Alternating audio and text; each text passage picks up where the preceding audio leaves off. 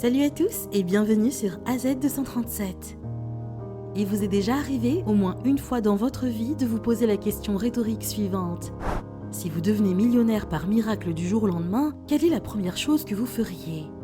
Mais dans ce monde, beaucoup de choses inattendues arrivent aux gens, comme à cette fille de Malaisie qui est devenue riche de manière hasardeuse. Avant de commencer, voici la question du jour. Ils sont près l'un de l'autre, mais ils ne se voient pas. Qui sont-ils ? Donnez-nous votre réponse dans les commentaires. La réponse exacte vous sera donnée à la fin de la vidéo. N'hésitez pas à liker la vidéo pour nous encourager et si vous êtes nouveau sur la chaîne, abonnez-vous et activez la cloche de notification pour ne manquer aucune de nos prochaines vidéos. Christine Lee, âgée de 21 ans, était étudiante en ingénierie chimique à l'université de Sydney, en Australie. Elle était issue d'une famille riche qui subvenait à ses besoins malgré qu'elle vivait dans un internat. De temps en temps, ses parents lui envoyaient suffisamment d'argent pour régler ses besoins et autres dépenses courantes. Par exemple, tout au long de sa vie universitaire, Christine n'est jamais sortie de son dortoir sans avoir l'air d'une star. Elle devint très vite le centre d'attention de tout le monde dans le campus grâce à son sens du style et à ses vêtements de créateur de mode. Les autres étudiants ne pouvaient pas se permettre de mener une vie aussi luxueuse. Christine affichait son statut de riche partout. Elle montrait sur les réseaux sociaux tous les accessoires de luxe qu'elle possédait, partant du sac à main Hermès au talon Louis Vuitton d'une valeur de 10 000 $ et de son téléphone portable recouvert d'un étui à la dernière mode. Ses colocataires remarquèrent rapidement les gros sacs à main, les vêtements et les bijoux de marque qui débordaient de sa chambre.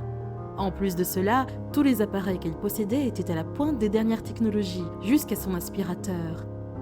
L'arrivée de tous ces articles luxueux dans sa chambre rendit son amie méfiante et curieuse.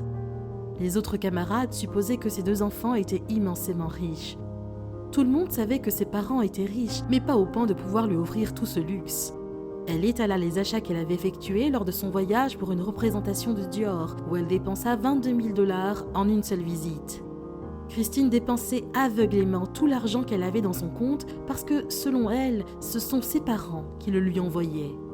Mais en réalité, ignorait-elle que ses parents ne pouvaient pas se permettre un tel luxe ?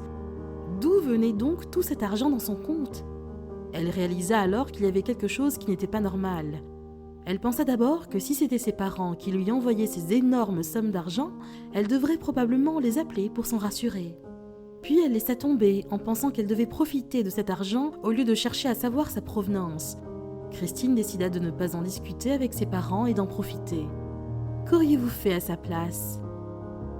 Après 11 mois de vie extravagante, sa banque commença à prêter attention à ses achats au prix incroyablement élevé, en comparaison des montants relativement faibles qui étaient déposés dans son compte chaque mois. En enquêtant sur l'affaire, la Westpac Bank réalisa que c'était leur propre erreur. Pendant tout ce temps, ils avaient prolongé sa limite de carte de crédit. Christine en profita pleinement et dépensa 4,6 millions en seulement 11 mois. Si bien que le directeur de la Westpac Bank la contacta en colère pour lui demander si elle pensait que la banque ne s'en rendrait jamais compte. Mais elle raccrocha le téléphone au lieu de leur répondre. Elle savait qu'elle avait de gros ennuis. Ce n'était pas une mince affaire à régler. Elle décida simplement de s'enfuir pour rentrer chez elle, en Malaisie. Elle réussit à atteindre l'aéroport de Kingsford Smith, où elle réussit à passer le contrôle de sécurité en poussant un grand soupir de soulagement. C'est à l'embarquement que les policiers l'ont arrêtée et l'ont mise en garde à vue. Ils firent une descente dans sa chambre d'étudiante, où ils découvrirent que toutes ses collections de créateurs avaient été achetées avec de l'argent volé à la banque. Ils confisquèrent tous ses articles de luxe ainsi que les reçus, mais ce n'était pas tout. Christine, sachant au fond d'elle-même que cet argent n'était pas le sien, transféra 1,3 million sur ses autres comptes privés. Le jour du procès, pour la défendre, son avocat plaida son innocence en argumentant qu'elle pensait que l'argent était celui de ses parents. À la fin de l'audience, le tribunal abandonna les charges criminelles contre elle. Ils eurent plutôt un autre entretien au tribunal civil. Mais ce fut toujours difficile de prouver quoi que ce soit, car c'est la banque qui lui a fourni le crédit de toute façon. Elle fut autorisée finalement à retourner en Malaisie sans poursuite. Mais elle dut restituer son $1 million. La banque cherche encore comment faire pour récupérer le reste de leur argent. Quelle est votre opinion au sujet de cette histoire ? Dites-le nous dans les commentaires. Et maintenant, la réponse à la question du jour. Les yeux. Bravo à tous ceux qui ont trouvé la bonne réponse. Nous voici arrivés au terme de cette vidéo. Merci de l'avoir regardée jusqu'à la fin. Surtout, n'oubliez pas de la liker et de la partager avec vos amis. À très bientôt sur AZ237.